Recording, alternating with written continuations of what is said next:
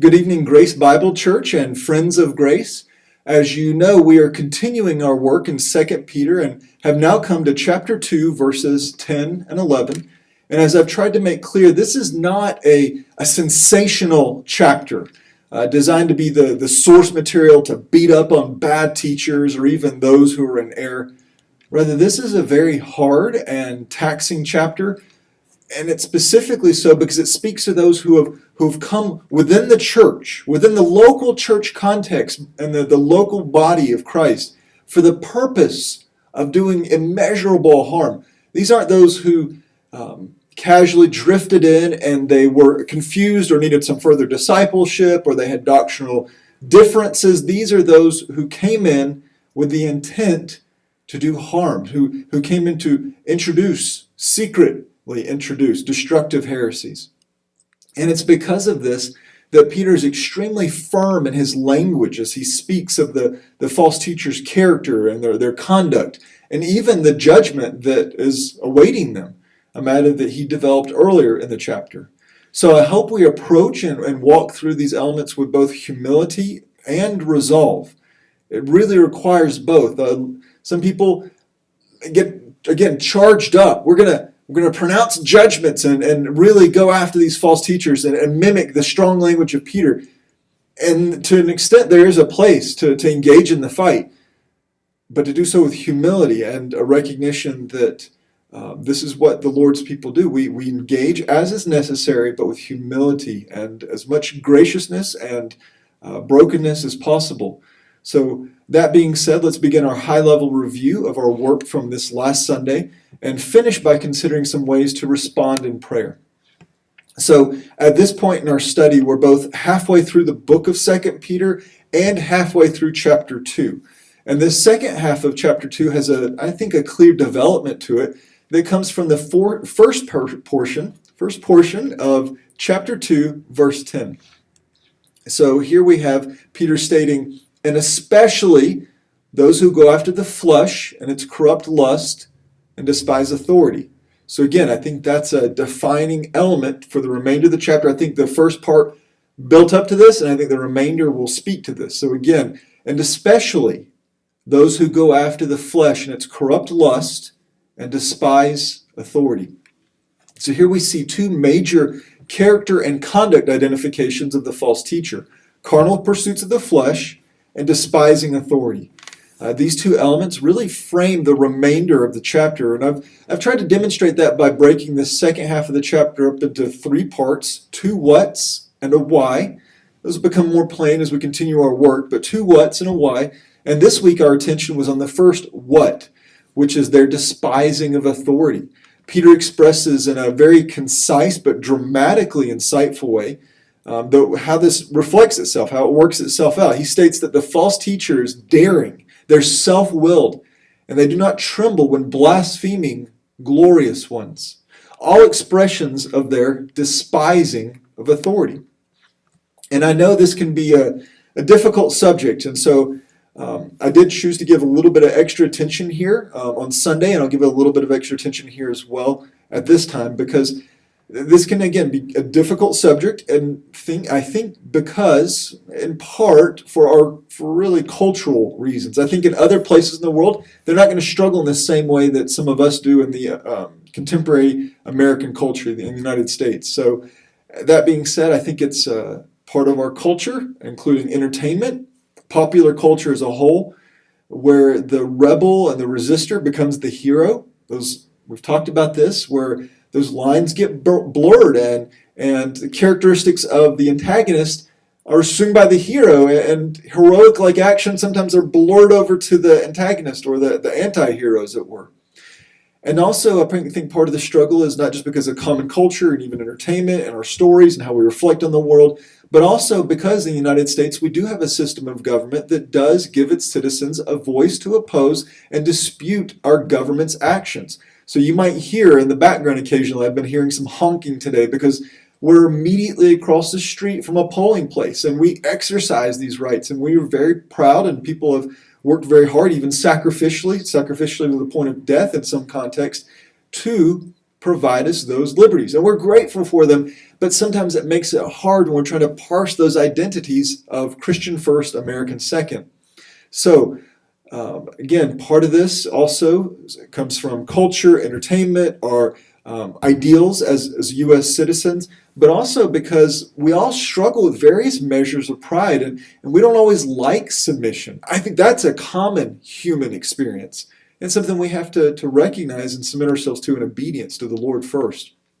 But when we recognize the source of our authority is in the Scriptures, it is clear that we've been called to submit to those who God has providentially placed over us. Maybe we didn't want them over us. Maybe we didn't ask for them. Maybe we think that it was really a bad choice that they're over us. But in God's providence, we've been called to submit to those who the Lord's placed over us. And we really need to be careful about what our convictions to resist are rooted in. Are they rooted in our identity as Americans first or as Christians first? Again, that can be really hard. It can be very complicated. And I say that because I'm aware that we have generous courses of actions to take as Americans, that when we don't think submission is proper, that we can exercise available rights. And, the Apostle Paul did that. On more than one occasion, he identified his Roman citizenship in relation to how he was being treated. And he made it clear that you're out of bounds to treat a Roman citizen like this, or you've gone too far in doing this, or I demand these certain things in view of my citizenship and the identity that possesses for me. And so we recognize there's a range of responses. And again, it gets very complicated, but here we are. And when we have a government that sometimes doesn't play by its own rules, we need to recognize that as Christians, we don't necessarily have an inherent role or response to rebel. We need to make sure that any course of action we take is limited and restricted, or the freedoms that we take are governed by what the Lord has commanded. And again, we recognize that even this has its restrictions or limitations. It's complicated, but if they violate the commands of God, then yes, we always absolutely go with the commands of God. And again, a little heavy on that, but we're talking about despising authority. And not just should we challenge authority, but this is the character of the false teacher. And I mentioned Sunday, we don't want to drift over to the home field of the character of the false teacher, because part of their identity is despising of authority. So it's a little bit of a sidebar, but I think a necessary one, because again, we live in a very complicated world, and part of that complication is we have such generous liberties that we do want to preserve and protect and use and exercise, and some of the governments around us, and sometimes our own, sometimes those around us, have presented challenges to that in a variety of ways, and it does get very, very challenging. So I recognize that, but here we have the conduct of the false teacher is one that despises, that hates, has no regard for authority. And that's ultimately expressed in their rebelling against Christ and his authority. So obviously not what we're worried about for us in the church, but again, it was a proper sidebar. But the false teacher despises, I would say, all forms of authority, predominantly expressed in their despising of Christ's authority, but again, their authority in lesser things as well. Now, if you're looking at the presentation screen, then you've also noticed that I have a line showing a range of conduct here. This is something we've talked about a few times in a variety of contexts, but here we have this range of conduct, as it were, that there's a clear distinction between failure and hypocrisy. Again, there's a very clear distinction, usually, between failure and hypocrisy. However, and this is something we haven't necessarily fully developed, but I think it's a proper place here, if failure does not get addressed, maybe because inherent weakness or need for discipleship, need for maturity, need for growth, the need for better insight and understanding, if failure does not get addressed and worked through, it can eventually devolve into hypocrisy. And I can explain what I mean by that, and I tried to walk through that a little bit Sunday, but this is most plainly the case when failure and struggles begin to be excused and no longer vigorously assaulted. And this is, again, I think, plain in areas of holiness and spiritual disciplines. Maybe someone's gone from failing and struggling in these areas to they begin to make excuses that standards are more like ideals. Yes, the Lord requires us to be holy as the Lord our God is holy. And yes, the Lord desires to abstain from all forms of immorality and sexual perversity. And yes, we are to do all things to the glory of God. But those are ideals. Once you've made that decision that commands are ideals, then you just tilted that line into a slope. It's no longer a line of spectrum. Now it's a slope, and it slopes down toward hypocrisy.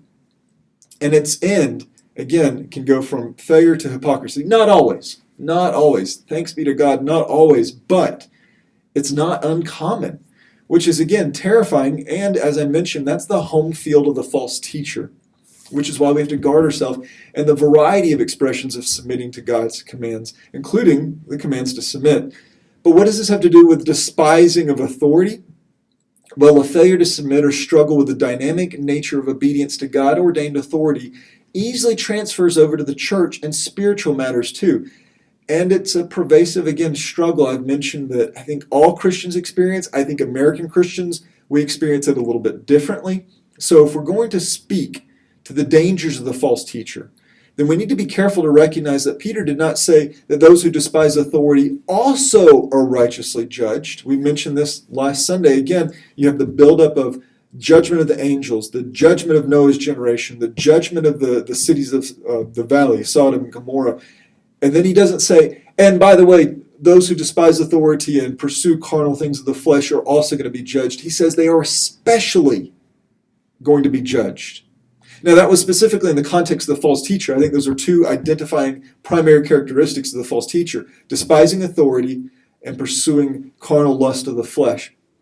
But still, that's a category and home field that we don't want to have any association with, because that especially, again, pretty emphatic for the false teacher, but it's also an area that we don't want to come near ourselves or even make ourselves vulnerable toward those who are false teachers, in part because of their character, conduct, and actions of despising authority. So again, the false teacher, though, we're going to lock in on them. There are two primary expressions of their character and conduct. Again, despising authority and pursuing the carnal lust of the flesh. And I'll speak to this more fully as I did on Sunday. So some of this will be almost verbatim, some of it a little bit more developed. But I want you to know that, again, I press this in part because I view it as a pastoral charge to protect the flock, because it really grieves and worries me that so many who claim Christ could read these words from this passage: daring, self-willed, do not tremble when they blaspheme or slander his glorious ones. And they could read that in a context anywhere outside of the scriptures and regard that as, wow, that sounds like the description of a really strong leader. That sounds like a good leader. It doesn't. That's not a good leader. And now, I don't have a problem with a strong leader. I've been under the care and the direction and leadership of good, strong leaders, firm, hard men that did things that were necessary and that fought necessary fights and that were tenacious in their resolve. And that's good. I want to mimic those qualities as a leader within Christ's church. And I don't have a problem with that kind of dynamic of firm, strong leadership. But any like leadership that fails to be accompanied with humility and a love for others and a recognition that, no, you're not to be bold and brash, that you're not to be despising authorities, you're not to be arrogant in your pride, because if you fall into that, then you're not a good leader. The ideal is actually something that's been perverse and distorted, and it will really be a cruel form of leadership ultimately. Still, some might wonder here, really, okay, so you have your thoughts on leadership, maybe somebody else has theirs, or maybe you're blurring the lines with a good strong leader, but what's the big deal with the nature of the description here? You kind of said those words are not fit for leadership, but daring, self-willed, don't tremble when they slander in this way. What's the big deal? Well, let's unpack those words just very briefly. We addressed this on Sunday. We're going to refresh here. Well, first, these characteristics, as I've tried to make clear, are in plain conflict with humility and submission and a righteous fear of God. They don't make someone a strong leader, but rather, I would argue, a wicked one, because it's a disposition that confuses arrogance with strength, and they are not the same thing. Arrogance and strength are are clearly to be parsed apart as Peter demonstrably rebukes here the arrogance of the false teacher. And he specifically expresses that with how they engage angelic authority. So again, they are daring, self-willed, and lack a righteous fear. So daring, that could also be expressed as bold, even brazen. Well, bold, courageous, there's a distinction there.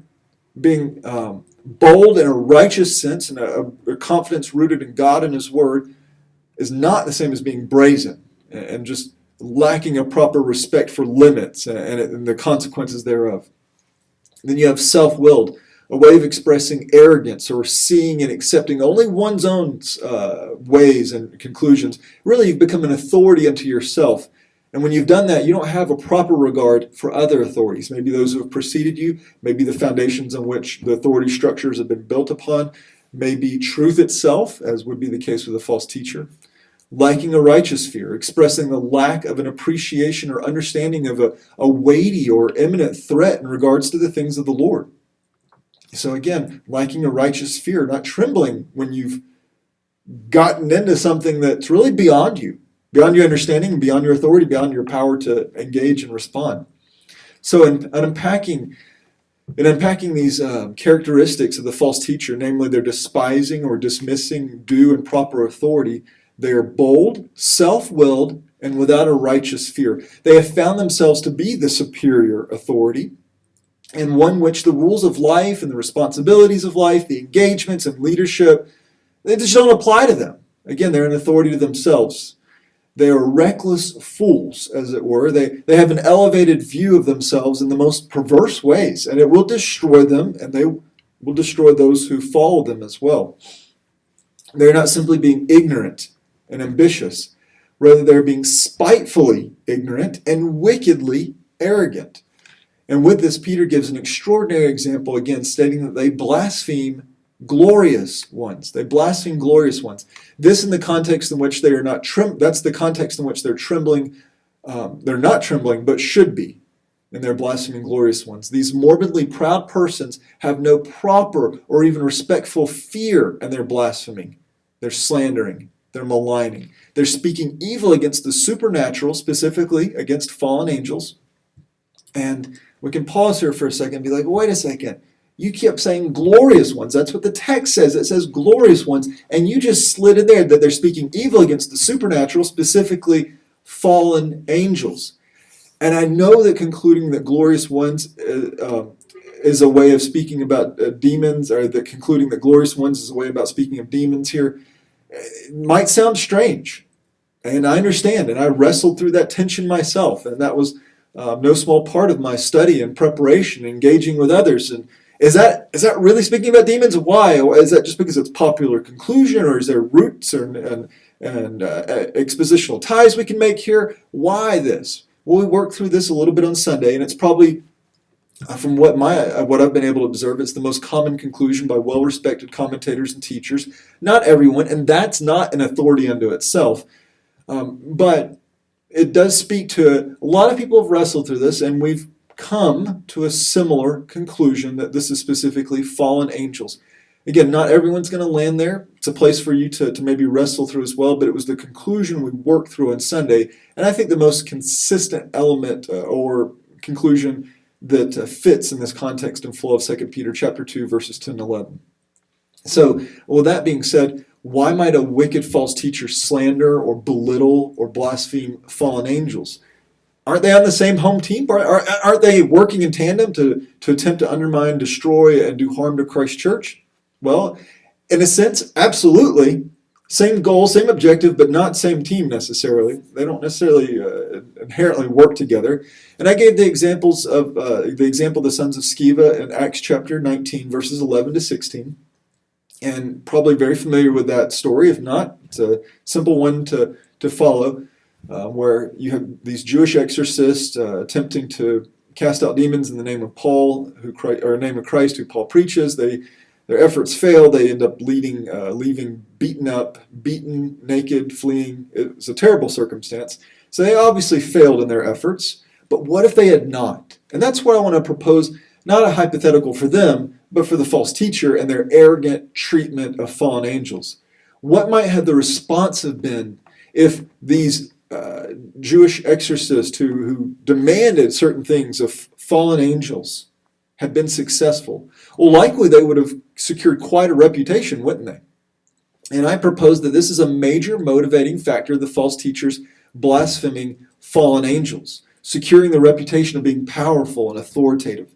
You could just hear that, couldn't you? You could just hear those who rally around them and who support them, that look at these powerful and authoritative teachers. They told demons to do this, and that happened. Well, there is a certain attraction to that, and it does give the appearance of, wow, boy, they really are something unique in the spiritual realm, and they must teach with a unique authority. But such is not the case.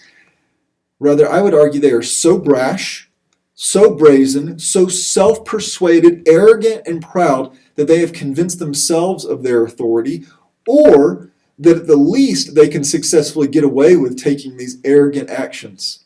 But here I asked, again, what's the big deal other than their counterfeit? Okay, we get that.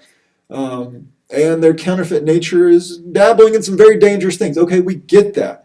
But does this offense raise to the level of our criticisms here? Well, yes, absolutely.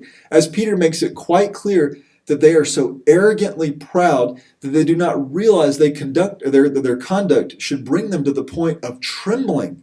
That is true terror and fear, to the point of physically shaking as though you've been thrust out into the cold without proper clothing. So Peter again states they are daring, self-willed, they do not tremble when they blaspheme glorious ones, whereas angels, who are greater in strength and power, do not bring a reviling judgment against them before the Lord. So they despise authority and its God-ordained structures and established patterns so much that they are like the men of Sodom, struck with blindness and groping for Lot's door. And I shared that I personally think that this may very well be exactly what Peter is driving at here. Not in full, but in part. I think maybe he clearly was speaking of firm, decided judgment of the if and then, all the way culminating to verse 10. I recognize that, but I think he also probably is making a measure of allusion from the illustrations that he gave of the prior judgment to the same nature of character of the false teacher. Certainly with the sexual offenses, which we'll get to later as we continue to work in the chapter, but also in their despising of authority, and their despising and their hating and their casting aside a respect for their rightful place and rightful role. They've abandoned their rightful place, rightful role. And we walked through the three judgment examples that Peter gave earlier in the chapter, and I pointed out that each of these were, among other things, arrogant expressions of disregarding, again, one's rightful role and place. That was the case with the angels that were sexually perverse with the daughters of Eve or women, the men and women and people of Noah's generation, and then finally the men of the valley in Sodom and Gomorrah. And so it is here, the false teacher, those who despise authority and have left their proper boundaries of place and conduct. They're arrogantly blaspheming fallen angels, and they are too blind even to be terrified by the profundity of their conduct. Actions that not even holy angels, powerful, supernatural creatures engage in themselves. They go beyond the scope of, again, what powerful, authoritative, holy angels are willing and find proper to do. Again, they are maligning that which is beyond their capacity to oppose or even truly understand. All demonstrations of the profound arrogance and hatred for authority structures ordained by God. Now, we develop these matters more in the Sunday message, but I think this is a sufficient overview, and now we should consider how to pray in response to this passage. And while this is not an exhaustive list, here are 5 suggestions for you. So first, we should pray that the Lord will mercifully protect and preserve His church. That's a major point of emphasis and concern I have as one of the pastors of a local church here at Grace Bible Church. I pray that we would be of such a nature that we wouldn't be an attractive target, that we wouldn't be a soft and easy target and that we would love our Lord, love one another, long for his return, walk in holiness, submit to authority, and really wrestle and struggle through the implications and nuances of what the Lord has called us to in this present generation of lives of faithfulness and exemplifying the demonstration of Christ to others. Second, pray that we would not make ourselves vulnerable by being content in weaknesses and struggles, making commandments into ideals. Again, maybe we need to maybe think of it this way. I don't know about you, but I love task lists. I love calendars, but I'll see, and I love organizing things. I think I want things in order, but I'll watch my task list goes from here's my things for today to here's overdue, and I watch my email go from shrunk it down a little bit to all these old things in there, and then you can have things that were desires and not commands, but desires in that case, and now they're just more ideals. Yeah, it's just what it is. Or I'll just start deleting these things, or I'll start disregarding that, or I'll just move on to something else. We can't do that with God's commands and say, well, that was really hard, and I really wrestled with it, and I wasn't successful, and I don't know anybody that really is, and so those are not commands. They are commands, but maybe we should think of them as ideals. Well, now we've struggled and gone from struggle to making ourselves vulnerable to hypocrisy and sliding over to, I'd say, a greater vulnerability, the false teacher who doesn't regard the commands as worthy of anything to obey anyway, so why not call them ideals and just treat them as though they aren't necessary and they're despising of authority. So we need to pray that we make ourselves resolved to not submit to those vulnerabilities, but to be tenacious in our efforts to walk in obedience. Third, pray that we would be humble and confident as we submit to those who God has providentially placed over us. Again, submitting to the authorities can be very, very challenging, and sometimes it gets very confusing when it appears, and more than appears, that boundaries are being crossed by the government's statements and ideals and its proper authority. And then when that stretches over to matters of spiritual things and impacts the church, we need wisdom. And there are times to have to wrestle through that, and there will be times that we're going to have to decide when have they crossed the line of commanding us to disobey God's commands. But that's a whole nother subject that has to be wrestled through, and its complexity and its nuances, and good and faithful people will land differently here. And I pray that we would have the humility to respect that, to stop calling each other cowards and weak men. And it's hard. It's very hard. And we can't excuse our contemporary culture and say, well, boy, the New Testament didn't anticipate this. Really? Do we understand the New Testament that Peter wrote in a morally perverse world, and was in the shadow of Nero and other emperors that were not only godless, but proactively pagan and wicked and demanded things of people that we don't want to have to imagine? We need to be careful. We need God's wisdom. Thanks be to God that He gives wisdom in times of trial. So pray accordingly. Fifth, pray that we would not be prey. So pray that we wouldn't be prey to the arrogance that loses sight of a righteous fear that accompanies spiritual matters. To a righteous fear that accompanies spiritual matters. So so there are things in which we should be mindful of. Recognize it's not our place to just call out demons and tell Satan to do what we would wish. Rather, we are to stand firm, to resist him, firm in our faith, knowing that with such suffering will come. What does that mean then? What do we do? Well, we walk in obedience.